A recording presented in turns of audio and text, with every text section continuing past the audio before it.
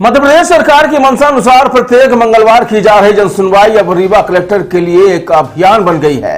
जहां कुछ दिनों पहले तक रीवा कलेक्ट्रेट कार्यालय में जनसुनवाई के दौरान आने वाले आवेदनों की संख्या महज आधा सैकड़ा हुआ करती थी, वहीं अब अचानक यह संख्या बढ़कर 1000 के पार पहुंच गई है।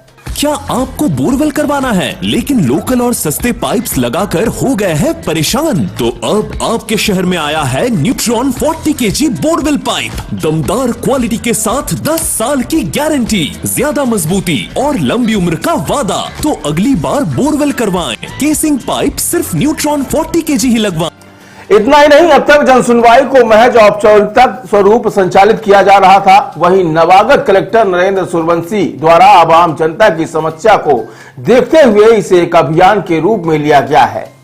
कलेक्टर नरेंद्र सूर्यवंशी ने बताया कि मंगलवार को हुई जनसुनवाई के दौरान तकरीबन 1000 आवेदन उनके पास समस्याओं से संबंधित आए हैं। उन्होंने कहा कि इन सभी आवेदनों को छांटकर अलग अलग किया जाएगा और संबंधित विभाग के प्रमुखों को भेजा जाएगा। उन्होंने कहा कि जो भी आवेदन निराकरण योग्य हैं उनका पूर्णतः जल्द ही निराकरण भी कराया जाएगा, जिसमें कुछ कमियां हैं और उन कमियों को पूरा कर उनका भी कार्य कराया जाएगा।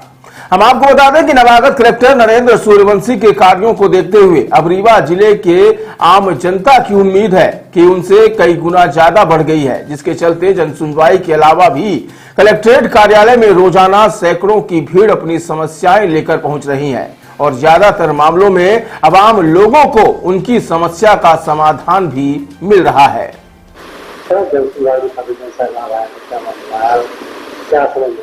देखिए, जनसुनवाई माननीय मुख्यमंत्री जी की सर्वोच्च प्राथमिकता का विषय। माननीय मुख्यमंत्री जी ने सुस्पष्ट निर्देश दिए कि जनसुनवाई के कार्यक्रम को बड़ी संवेदनशीलता और शुचिता के साथ में संपन्न करना है।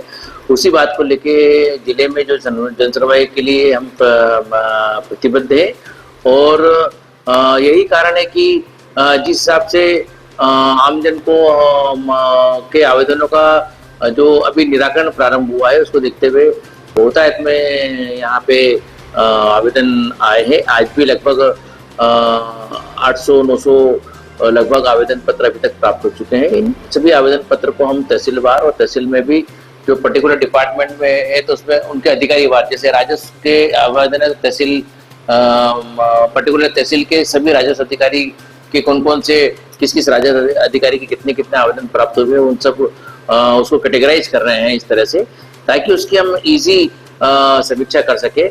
अन्यथा ये जो आमजन के ऊपर एक जो है गलत इम्पैक्ट भी जाएगा कि उनके आवेदनों का निराकरण नहीं होता है। तो हमारा पूरा प्रयास है कि माननीय मुख्यमंत्री जी के निर्देशों के अनुरूप जनसुनवाई के प्रत्येक आवेदन का निराकरण करें। अगर किसी का आवेदन निराकरण करने योग्य तो उसको निराकरण करेंगे। अगर किसी कारण से उसका आवेदन निराकरण करने योग्य नहीं होगा तो हम उसको लिखित में सूचना देंगे कि आपका आवेदन इस कारण से निराकरण योग्य नहीं है या इस अपात्रता के कारण आपको पर्टिकुलर सुविधा नहीं दी जा सकती है, ताकि दोनों टू वे कम्युनिकेशन हो और लोगों को का जनसुनवाई के प्रति विश्वास बना रहे। पहले 50 आते थे, आज 1000 से अधिक देखने को मिले। माना जा रहा है कि जब से मतलब नवागत कलेक्टर के पद से आगूजानी की है कुछ को न्याय मिला है, क्या ये प्रक्रिया जारी रहेगी?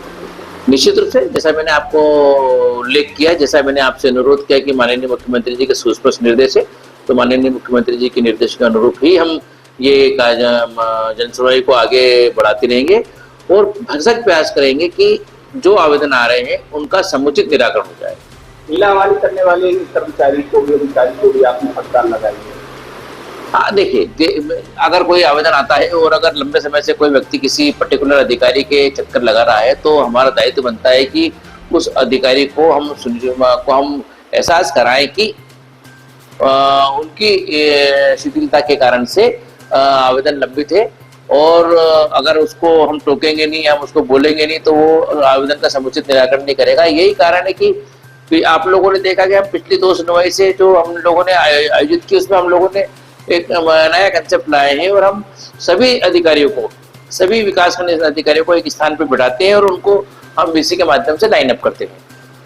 जो अधिकारी अपने कार्यशैली में बदलाव नहीं लाते तो उनके क्या कार्रवाई?